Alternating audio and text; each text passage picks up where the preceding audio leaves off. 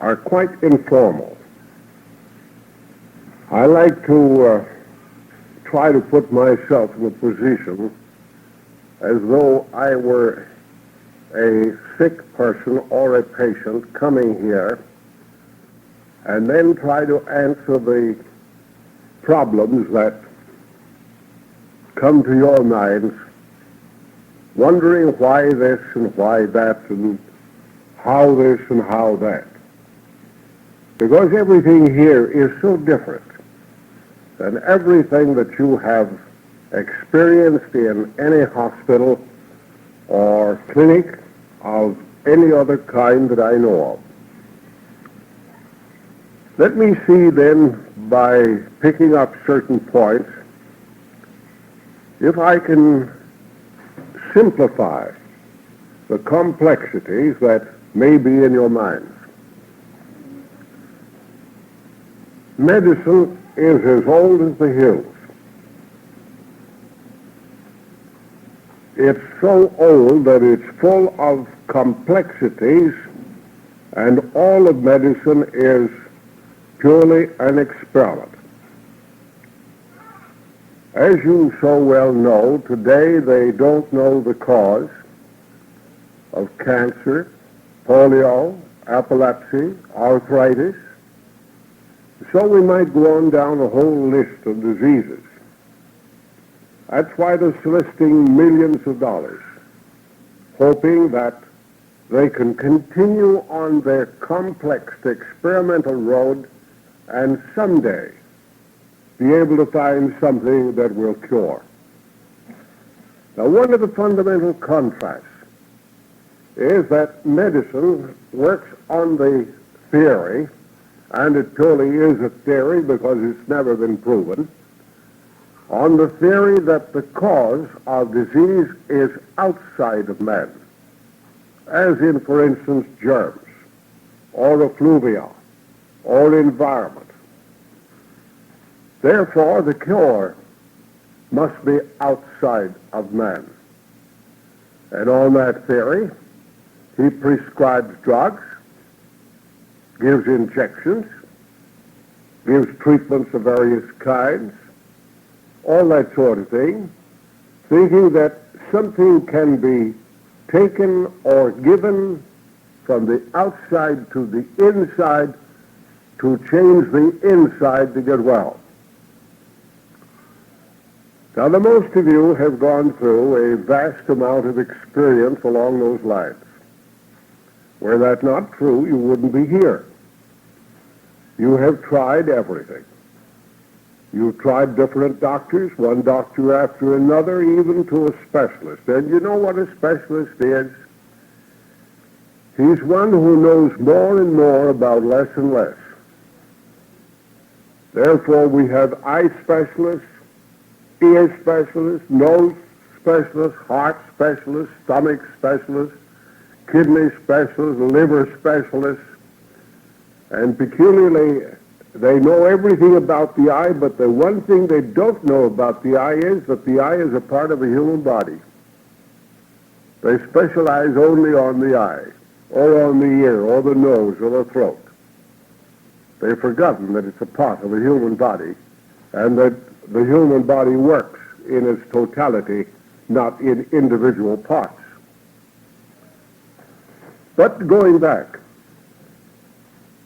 you know, when you go to a doctor, he usually prescribes something and he writes it on a little pad, and he writes it out in Latin.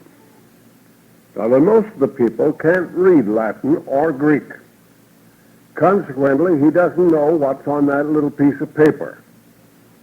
If he did, he could probably go into his kitchen and find a whole lot of it.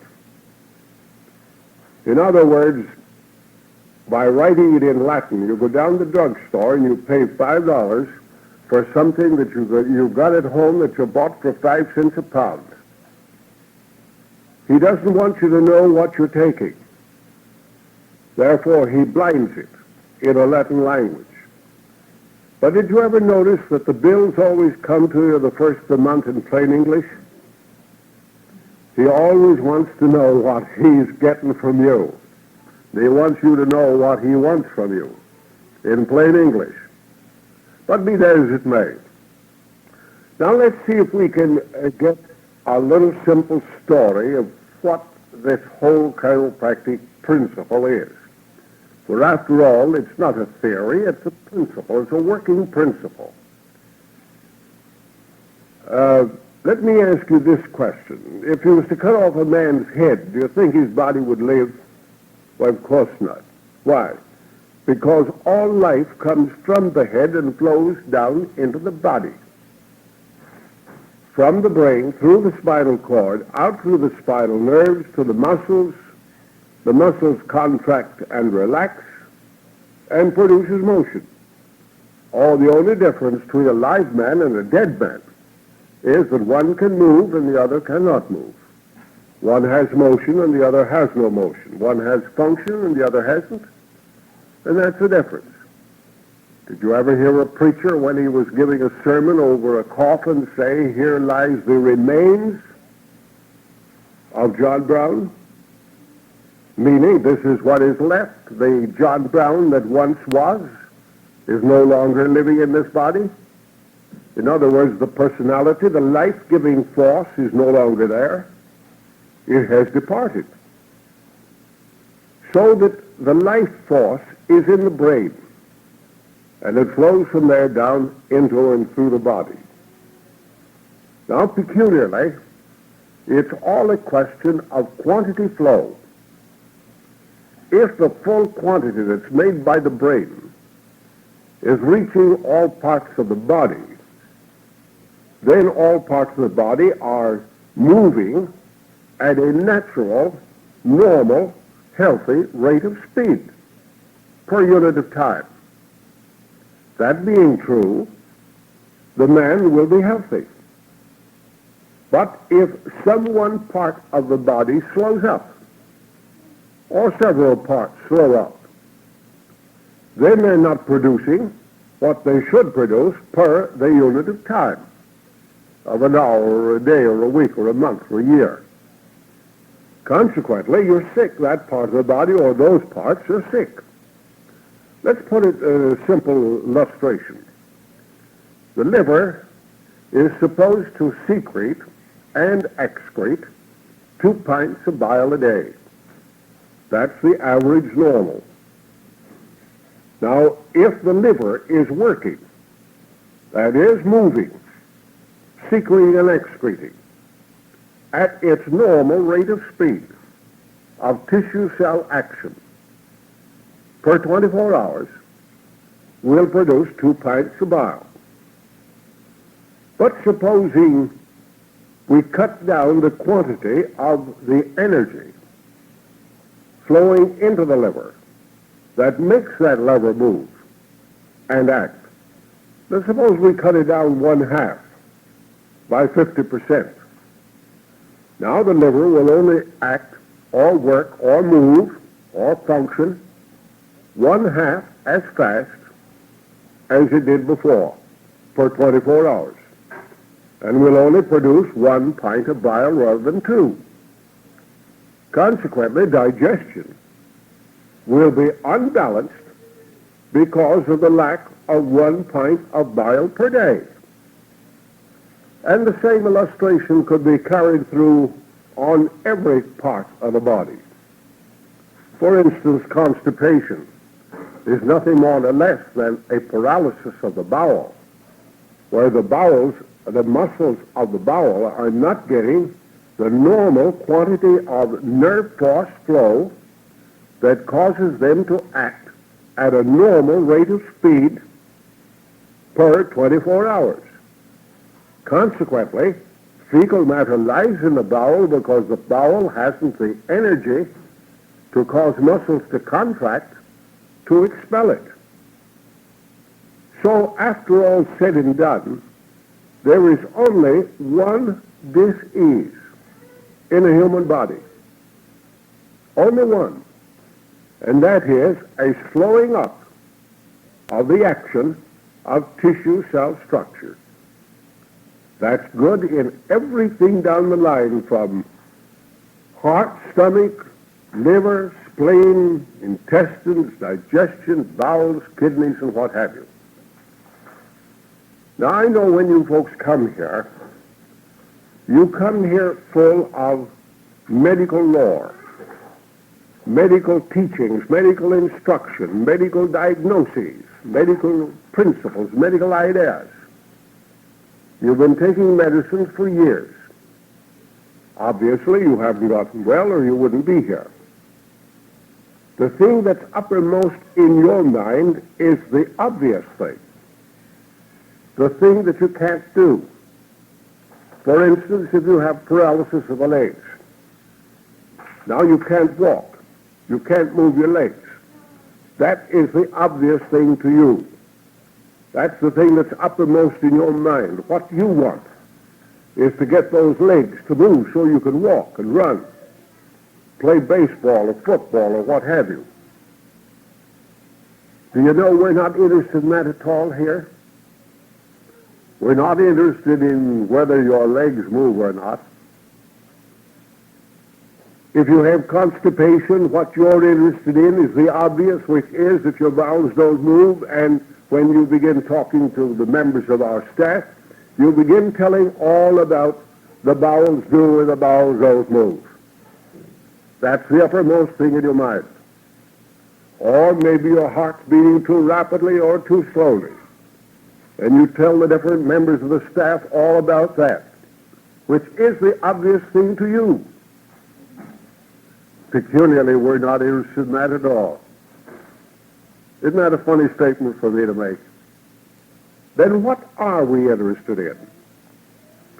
Something that's in and behind those things that are obvious to you that are not obvious to you, which is the cause as to why the muscles of the legs are not moving, why the bowel is paralyzed, why the kidneys are urinating too fast or too slow, why the heart is beating too rapidly or too slowly, why you can't breathe normally, why your digestion is upset. We're not interested in the effect. We are interested in cause. Now let's see if we can simplify that a little more. If all the energy for all of the body is manufactured in all of the brain, and if all of the energy in the brain can get into all of the body all the time, you'll be healthy. Every part will be working at a normal rate of speed. Every part will be doing its full, normal, healthy function. But if something interferes, if there's some obstruction somewhere, something that reduces the quantity flow of that energy from the brain to the body, then the body is not going to get it. And if the body doesn't get it, it slows up in its action, and dis-ease begins. As I say, you're interested in the obvious, which is the disease. We are interested in locating and finding and correcting that which interferes with the flow of the nerve force that is the cause of everything that every one of you folks suffer with. Now, where do we locate that cause? Man is about the only animal that doesn't know his limitations. Instead of being satisfied with doing a normal human being's amount of work, he wants to do the work of an elephant, or he wants to do the work of a steam engine. Consequently, he's subject to strains, wrenches, twists, falls of all kinds. And in so doing, he subluxates one of the little vertebrae or the backbones of the neck. And that little subluxation, that little bone gets twisted out of its alignment, out of its normal position with the ones above and below. And when it does, it occludes or makes smaller an opening through which nerves or the spinal cord pass. And remember, it's the spinal cord or the spinal nerves that carries this energy from the brain to the body. When it makes this opening smaller, it pinches these nerves. It is something similar to if you put your foot on a hose. You cut off the flow of the water through it. Well, that's exactly what happens to nerves. You cut this flow off, and you dam it back up into the head, and then you starve the body from below the squeeze. It doesn't get below. Consequently, the cause of all lack of natural, normal, healthy rate of speed of action of all structures of the body, all tissues, all viscera, is in that twist of that little bone up there in the neck. Now, when you come here, what we are vitally concerned is not the thing that is obvious to you, but the thing that is obvious to us, which is locate that point where that little bone is out of place, that squeezing and opening, squeezing nerves, reducing the flow of energy that's causing every one of every disease of every person that's in this room. When we have located it, we take spinographs, that is, x-rays of that area. We ascertain its abnormal position correctly and exactly, and then we use the neurocalorimeter and the neurocalligraph to ascertain when that pressure is there and when it is not there. And when it is, the readings show it. And then when you get an adjustment, and what is an adjustment? You lie down on the table, a little movement, a twist of the wrist is given to your neck, and that little bone is set back to its normal position. When that happens, it opens up this opening, releases this pressure and squeezing upon nerves, and allows this force to flow through from the brain into the body, and carries it down to the liver or the spleen or the stomach or the legs or the bowel or whatever may be sick.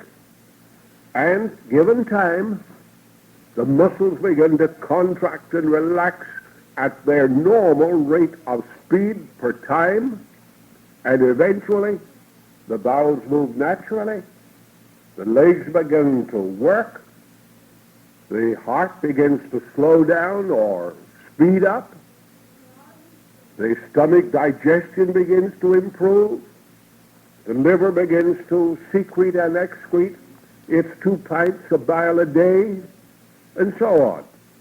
And eventually, given time, you get well. Now, there's 2 great classifications of what you think of as diseases. We think of it in another light, of course. There's what we call the functional condition, or the pathological condition. 2 different things. As, for instance, a person may go to an oculist. He may examine the eyes and say, why, there's no reason why you shouldn't see at all. There's nothing wrong. But the patient says, I'm blind. I don't see anything. But there's no reason why you should be blind. And yet, there's nothing wrong. Organically, there's nothing wrong. We call this a functional blindness, because there is a pressure upon the nerve going to the eye which doesn't allow the eye to pick up the vibrations of things in front of it and carry it to the mind where it's interpreted as sight. There's nothing wrong with the eye, nothing wrong with the nerve, except that it's under pressure. Now, in that type of case, one adjustment, sometimes within an hour, or even less. I know it to be less. Sight completely restored permanently. The functional condition is quickly restored. But where the disease has been growing, and disease is a question of growth, it grows in time, where it's been growing like a cancer or a tumor or something of that kind. It's growing over a period of years. Now, obviously, here is a pathological condition that don't ungrow or regrow back to normal overnight. It will take weeks, months, sometimes years to ungrow the disease and regrow the health back to that body. Now you see, this whole thing then rests upon that simple little thing of locating the cause. As long as you keep on treating the disease itself, you get nowhere. Of course, it is true that you can take Epsom salts this morning and towards night, and maybe in the morning and tomorrow, the bowels will move the salts. The salts never move the bowels. It's always the bowels who wants to get rid of the obnoxious thing, and you say the salts moves the bowels. It doesn't. It's the bowels that move the salts. Now, in that instance, you got action, yes. But what about tomorrow? Well, tomorrow there's no action again. And you've got to take some more salts, and you've got to keep on taking. Eventually, the bowel becomes accustomed to the salts and becomes non-active to the salts, and then you've got to begin taking some stronger, stronger and stronger. And eventually, you become an addict to stronger and stronger drugs. So that's where we make opiate fiends, that's where we make heroin fiends, that's where we make morphine fiends, where they've just kept getting the dose stronger and larger as time went on because it lost its effectiveness as the body adapted itself to the drug. Now that isn't true with this chiropractic work. Once we open that channel and let it flow, how easy it is to begin seeing people get well. I can give you a simple illustration. Let's take this electric light. Now, we all know we have a globe, which is the same as an organ in the body. We have wires, a positive and a negative wire, which is equivalent to what we call the afferent and efferent nerves. The afferent nerve that leads from the brain to the body, the efferent I mean, and the afferent which leads from the body up to the brain, making a circuit. The same as we have a circuit of wires. Then we have to have electricity going through those wires to get through to that globe. Now, if somebody subluxates this button, now we have no light. We want light. All right, let's go to a physician. Let's go to one who believes in treating disease. What is the disease? Darkness. All right. In Madilis, in Klenonis, in Pintaris, in Opnanis, I'll massage it for a while.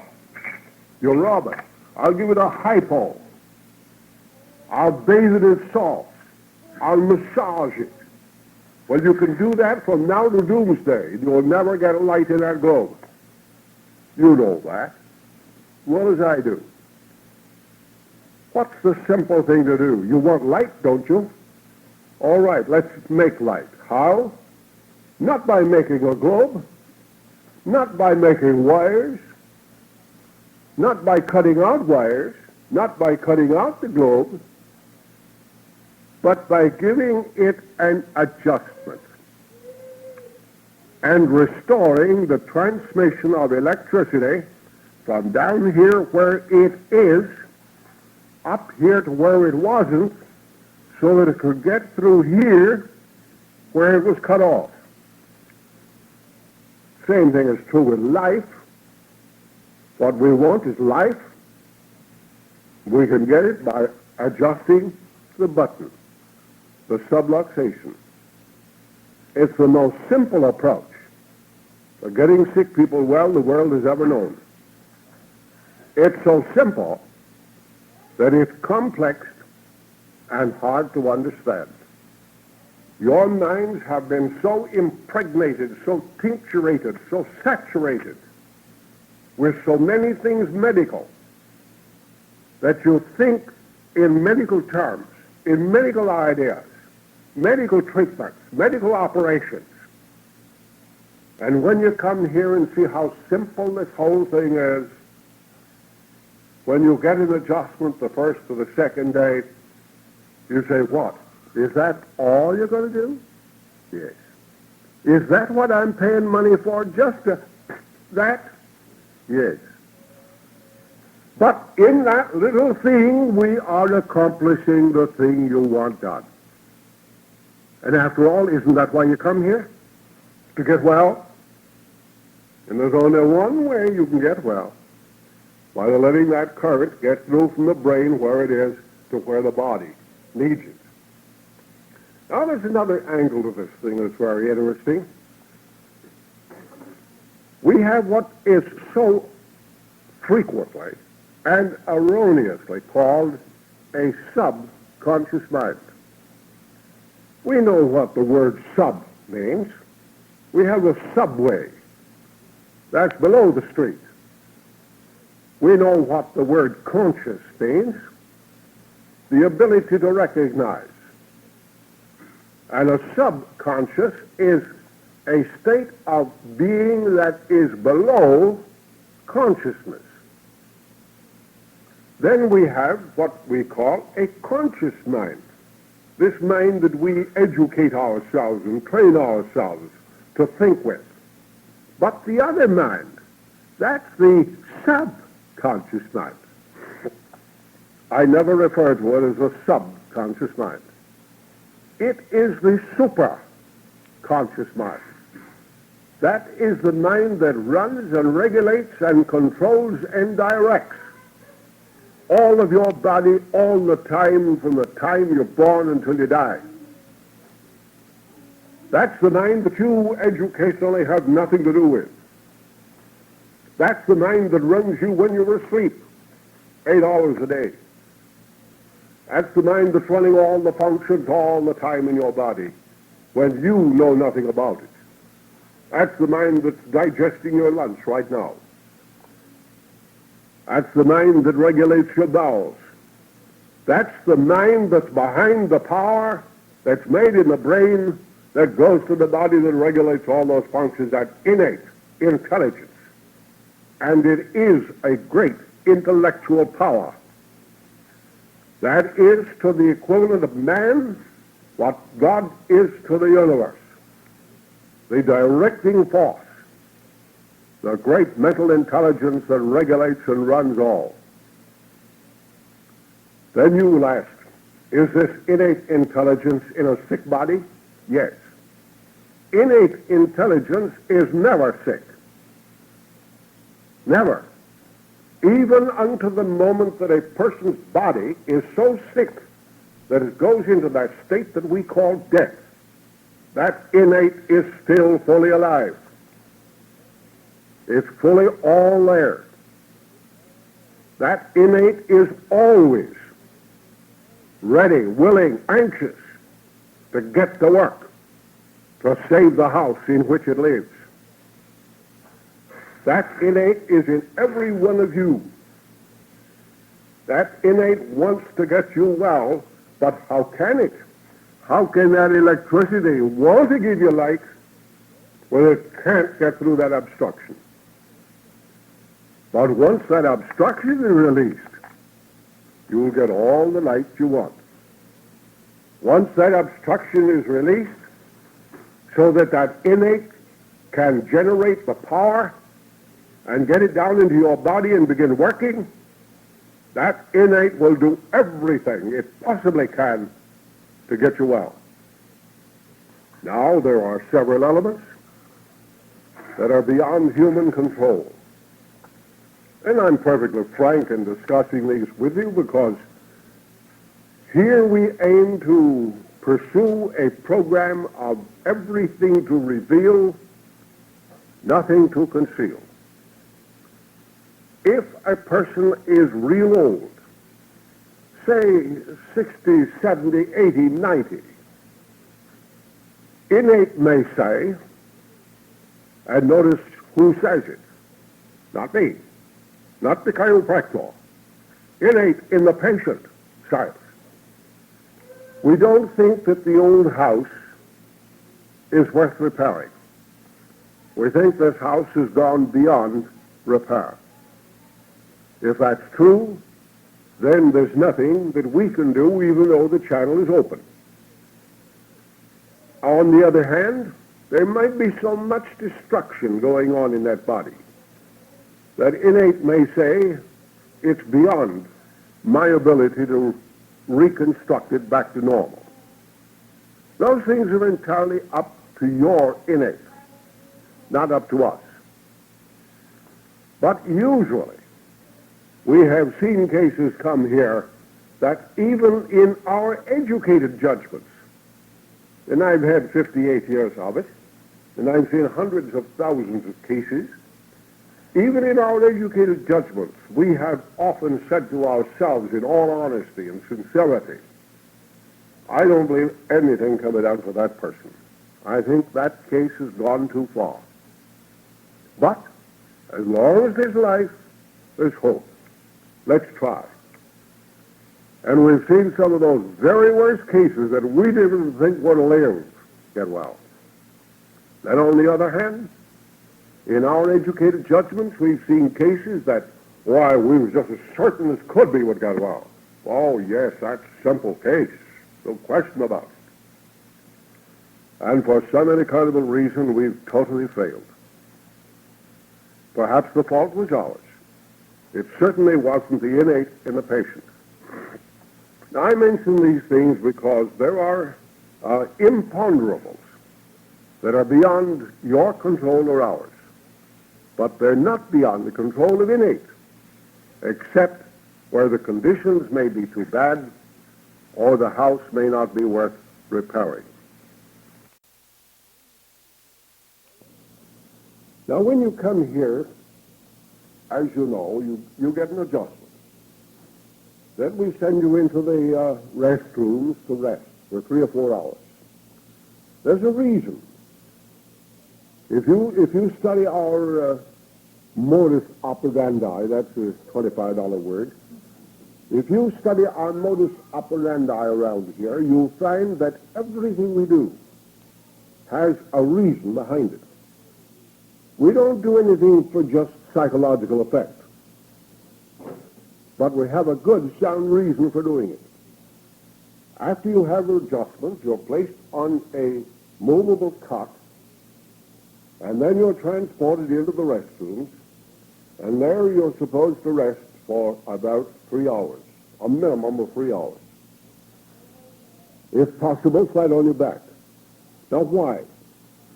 You see, we have set this vertebra the same as a surgeon would set a dislocation or a fracture. Now, we don't want you to go right out and throw it right out again. We want to leave it set there. So we move you into the room and we let you rest quietly in a dark room. If possible, go to sleep so that you can relax. And there, the innate in you will seat that vertebra. And there's a difference between our setting it and innate seating it, so that we want it to stay there. Now that may stay there for weeks, months, or years. On the other hand, you may throw it out tonight or tomorrow. Now what do I mean? If you get up off of the adjustment table and you go in the dressing room and you begin squirming around and twisting yourself and twisting your head, well, I never felt so good in my life. Just look at this. Doggone you, you throw it right out again. If we checked you within an hour after that, we'd probably find a high reading. You are your own worst enemy on a lot of these things. Now, I'm not asking you to go down with stiff necks when you want to turn around this way for fear you might turn your neck. No. But don't suddenly jerk that head. Don't suddenly twist that head. And let me give you a hint on what you can do to help us to help yourself very much.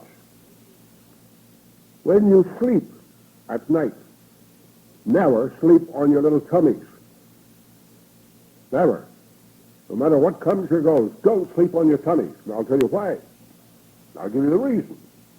When you sleep on your tummies, you've got to turn your head this way in order to breathe on the pillow. This side of your neck is thoroughly relaxed. This side of your neck is all taut and tight. Those muscles are pulling all night. That's bad. In the morning, you probably have pulled this out. Or, if you lie down on your back and you throw your head way back, now what? All those muscles are tight, drawn tight. In the morning, you may have thrown it out. Or maybe you build up your pillows way up behind your head and you sleep with your head way overhead on your chest. Don't do that. When you lie down to sleep, take the same position exactly as you take when you're sitting up. When you move your head, you move it slowly. You hold it upright. You don't twist it way over on your left shoulder or way over on the right shoulder. You don't throw it way back between your shoulders or way forward on your chest. Just sleep in a position with a pillow to absorb the difference between the shoulders and the back of the head. There's always a little space in there. Just enough of a pillow so that your head will be in the same position sleeping as it is when you're sitting down. And if you sleep on your side, left or right, which is all right, build up with a pillow the difference between the thickness of that shoulder and this side of the head, so that your head don't lop way down over that shoulder and be on a strain all night. And of course, it's obvious that if you sleep on your tummy, you've got to turn your head to breathe, and that puts your whole neck on a torsion, on a twist. It's bad.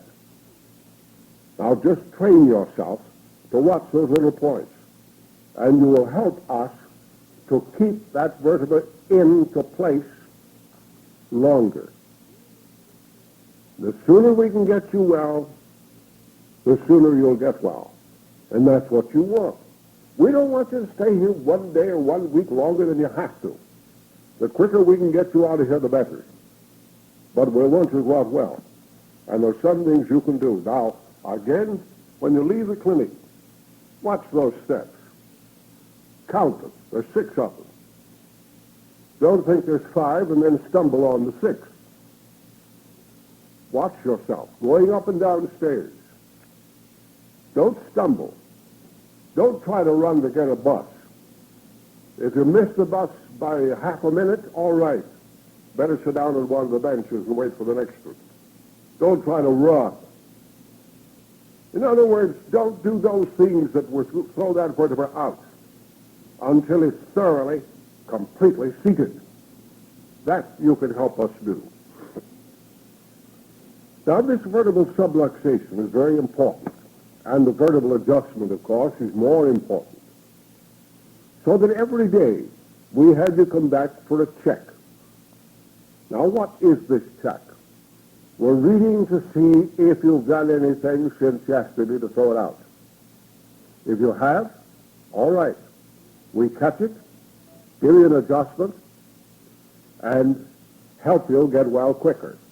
You see, the longer that subluxation is out, the more it's producing pressure, the longer that current is off, the longer the darkness exists, and the more danger exists of your stumbling in the dark or stumbling with the disease. So we want it to stay.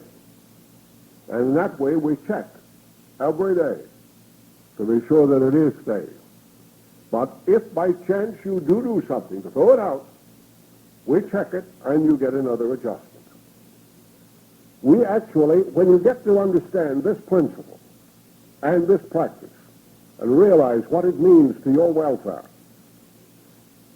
we've actually had patients break down and cry when they have to have an adjustment on the theory that because they need an adjustment, they've been getting sick. When they don't need an adjustment, the current's cutting through and the organs are working and they're beginning to get well. So the less number of adjustments you have to have, the faster you're getting well. Simple, isn't it, when you understand it? So do we take our checks. Now, every 2 weeks, we take what we call a check set of spirographs. We take a check set with a tempograph and other things, all of which is checking up to prove to us and to you that we are accomplishing the thing we set out to do, which is we want to prove to our satisfaction that that vertebra has gone back into place, that it's staying there, that the current is getting through, and that we can measure that current action, and we can measure the visceral action or the muscular action, and know that you're getting well. Not necessary for you to tell us whether you're getting better or not. We can tell you by the records and graphs of our instrumentation. The one instrument that's most important around here is the one that you know perhaps the least about, and that's the electroencephaloneuromentograph. That's an instrument that measures, calibrates, and devaluates the quantity flow of mental impulse or nerve force that's made in the brain, that flows through the nerves, that is or is not in action in the body. Measures it. The same exactly as an electrician would stick a meter on the wire and he could tell you whether there was any electricity going to that globe at all or not. And if there was, he could tell you how much, whether it's a normal quantity or an abnormal quantity, or whether it was below normal or above normal. A thing that he could tell by the meter. So these graphs are meter measurements of what is taking place in your body. It's a wonderful idea and a simple idea. Now, I'm often asked the question, and I know the rest of the members of the staff are, can I get well? Will I get well?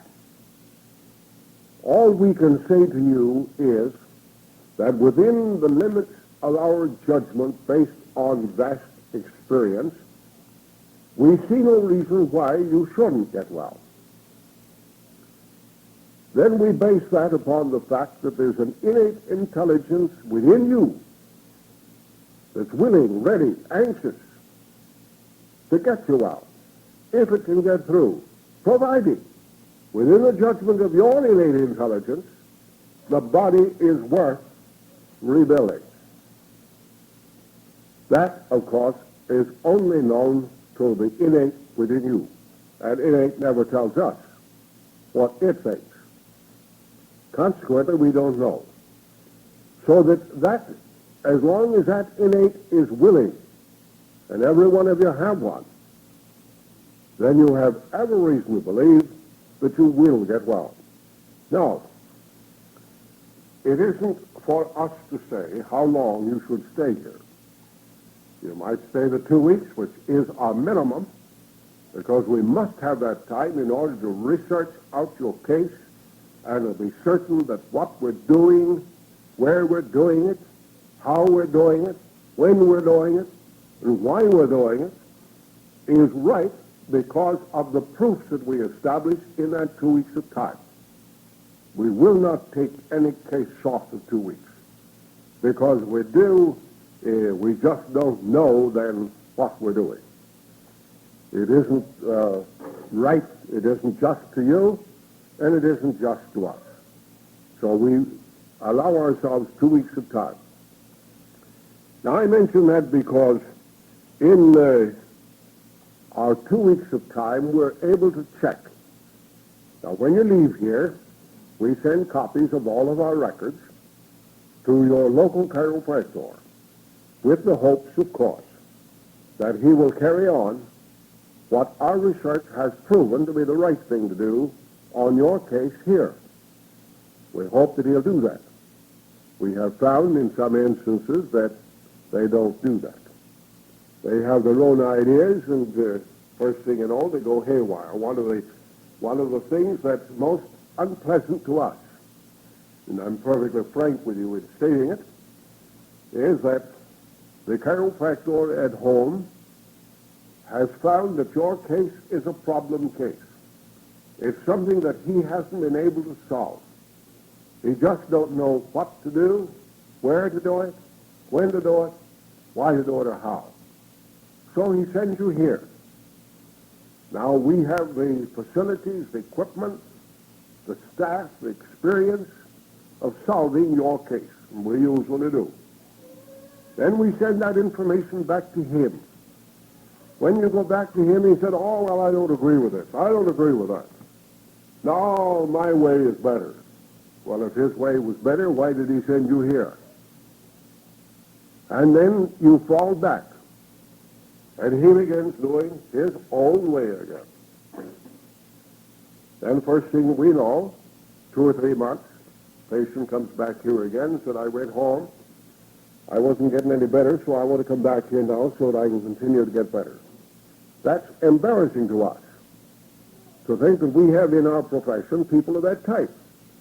Now, they're not all that way, and I'm not challenging any chiropractor that sent any of you here, but we occasionally run into that. And it's embarrassing to us, because the patient puts it right up to us, well, why didn't my chiropractor continue doing what you did here? We can't answer that question.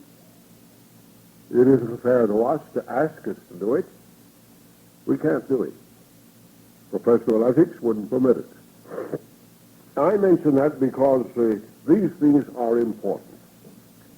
There's every reason to believe that the type of case that we have here ordinarily gets well. I remember one case that came in a couple of years ago. It was a case of diabetes that had been heavily on insulin. The case was in a coma, was rushed from his hometown in an ambulance and rushed in here, and he was in a dead coma when he arrived.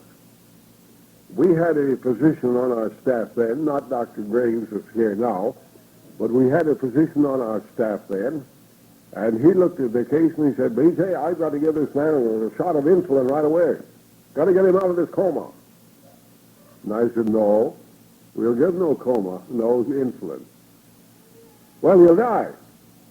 Well, if he's got to die, he might as well die trying to get well, trying to live. No, we'll take him in and spinograph him and give him an adjustment. We did that.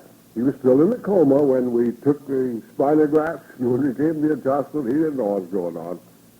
And he was in that coma for 72 hours. But he came out. Today he's alive, hale and hearty. We cut off the insulin. And that leads me up to another point. And don't you folks think you can kid us either.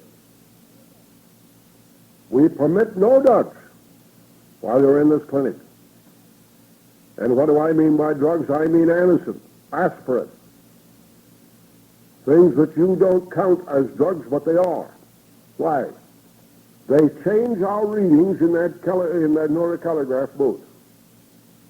They give us a false reading. You may stimulate a high reading for the moment, and we'll give you an adjustment when we shouldn't. Or we might not give one when we should. Those things will happen. Therefore, we say to you, cut out drugs. Oh, I know that you take morphine pills to keep down the pain so you can sleep at night. I know that. But I'm going to say to you, frankly, I would rather you'd suffer with your pain all night and not take any drugs in order to get well than I would to see you have to take morphine and kill your pain, paralyze the pain, so that you wouldn't feel it, and create a condition where we would be of no service to you, whatever, you might just want to go home, because you're wasting your time and ours, your money, and we don't want to receive it under those conditions. So don't take any drugs. We had a couple of Catholic sisters here a short time ago from one of the great hospitals in the nearby town. And we told the sisters, said, now, no drugs. All right, doctor. Now, there was no drugs at all. Okay.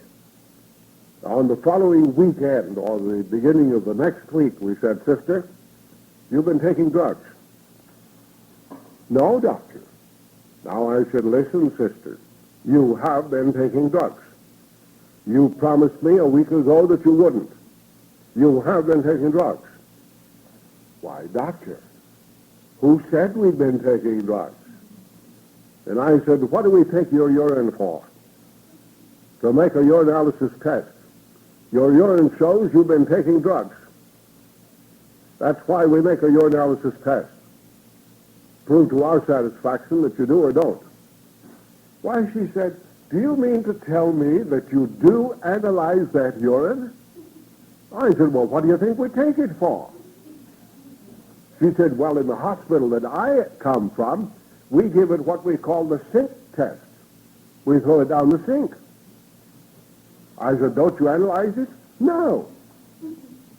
Well, I said, we do. Well, I said, now I'm going to watch you very carefully for the test next week. And if we find again that you're taking any drugs, sister, back home you go quick. We'll discharge you from the clinic.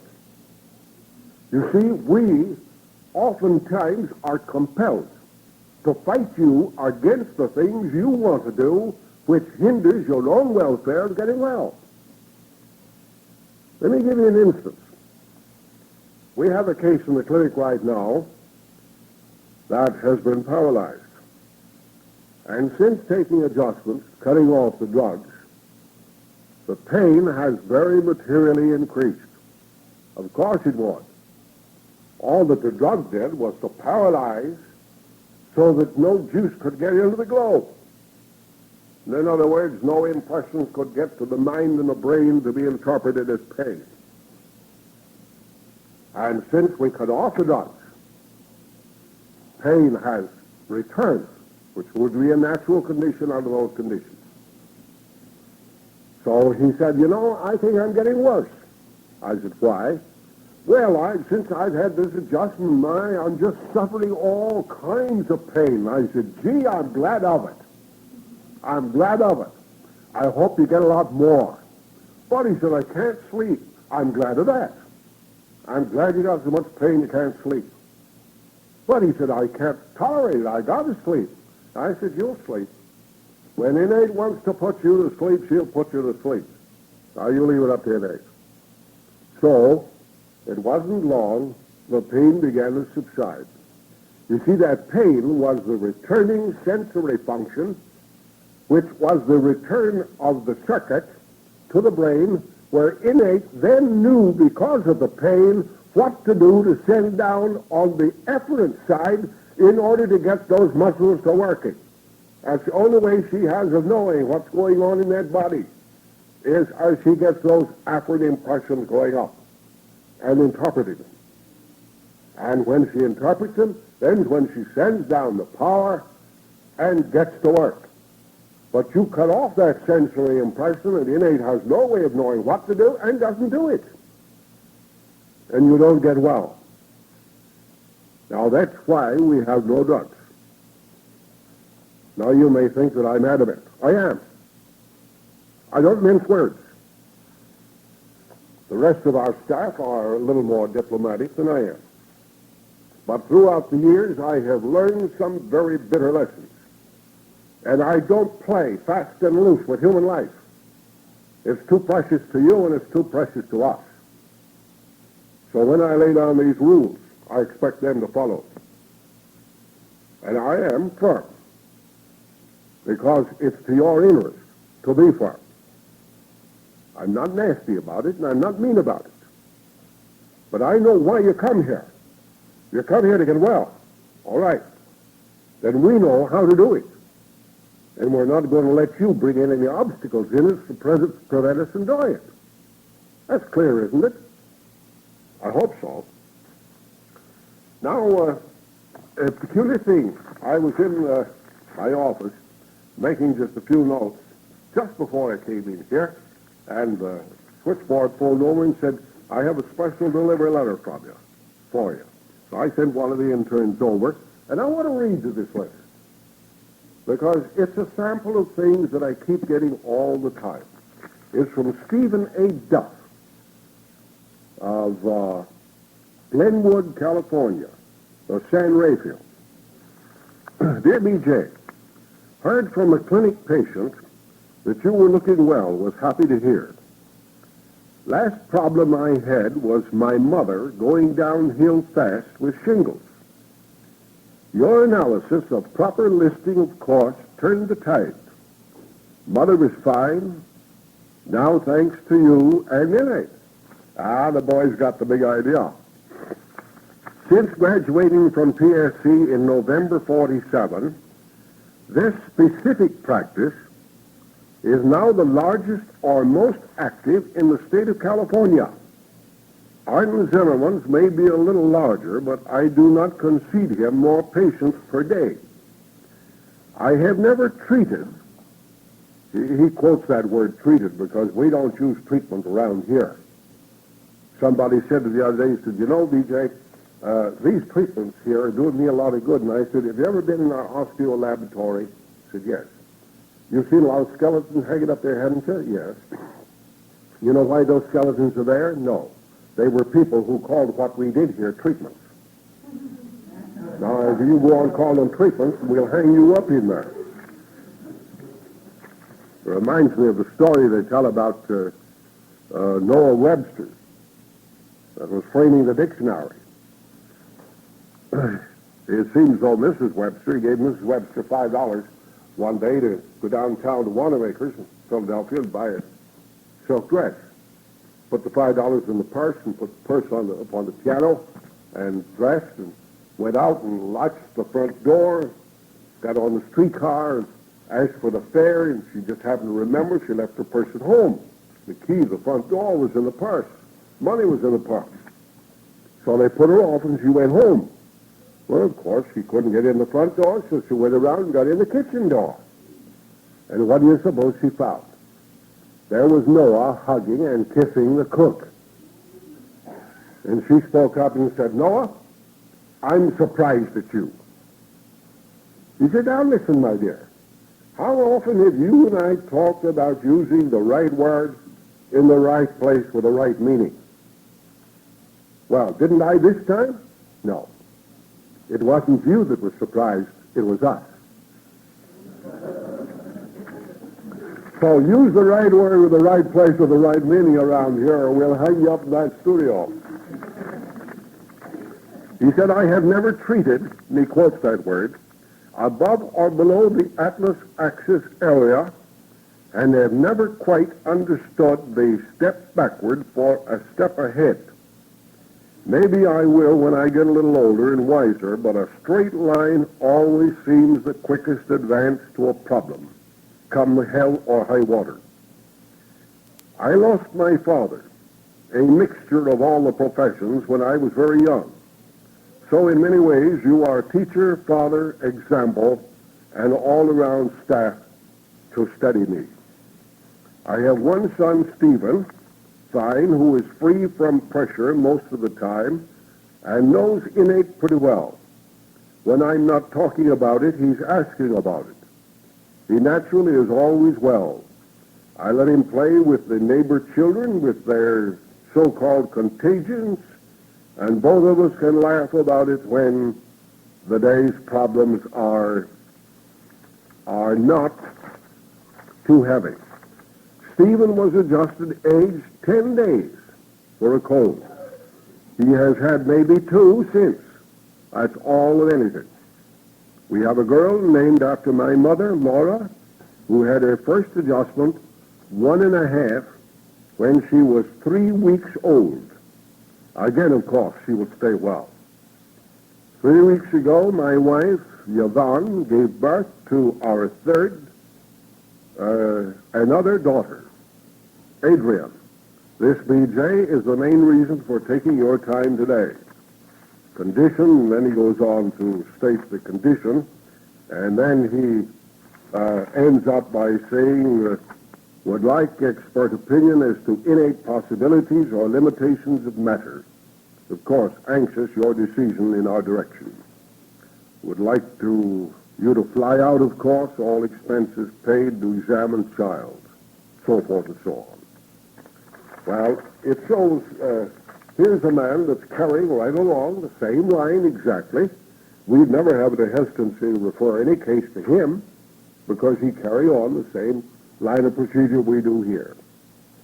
Now, let me suggest, please, if I may, that when you're talking to the different members of the staff, naturally you will talk about the thing that is obvious to you, which is, well, Doc, my left big toe, I can't wiggle my left big toe, but I can wiggle my right big toe. And then you go on building up all the little intricacies and the idiosyncrasies of your particular type of pathology. I call all that goat feathers, horse feathers. It doesn't mean a thing. The average staff member, when he listens to you, will listen to you courteously, but all the time back in his head, he's thinking the subluxation, the vertebra, the subluxation that's producing a pressure upon nerves, that's cutting off the flow of the energy, that's making this paralysis, that's making one toe that'll wiggle and the others won't, and so forth. He's thinking of cause. You're thinking of symptoms, disease. He's thinking what he can do to get you well. What you're thinking doesn't help him one bit. Now let me suggest that you draw him out on this chiropractic idea and get this idea into your noodles to a point to where you understand what we're doing, why we're doing it, and how. And then you'll take another different slant on life. It'll change your whole life thinking. It'll make you a new person. You've been very kind. I appreciate coming before you because I hope that I've given you some ideas that slants a little different than anything you may have had. Don't hesitate at any time to bump into me if you want to, but I'll tell you frankly, I don't give very long consultations. You can have a consultation with me if you want. But let me warn you in advance. The minute you begin talking about that big toe don't wiggle, I'll cut you quick. Now, I say, now, wait a minute. Let's talk about this vertebral subluxation up here, the cause. And I usually will cut you down to about 5 minutes. Because in 5 minutes, I can say the thing that I want that counts for you, and nothing that you can say to me about your condition helps me one bit. Now, I'm not brutal. I'm just wanting to be of service on the things that I know works. You see the point? But the staff members are here for that purpose. Talk to them. They listen to you. That's what they're paid for. I'm not.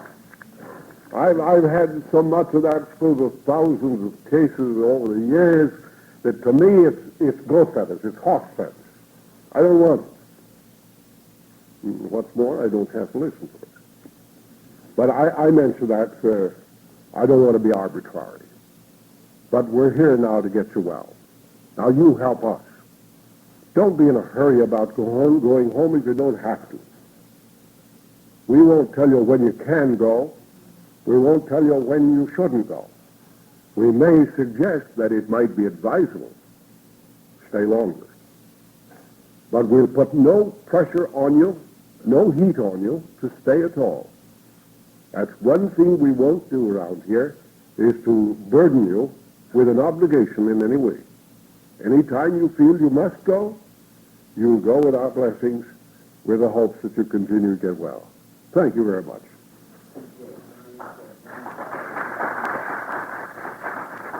Hmm?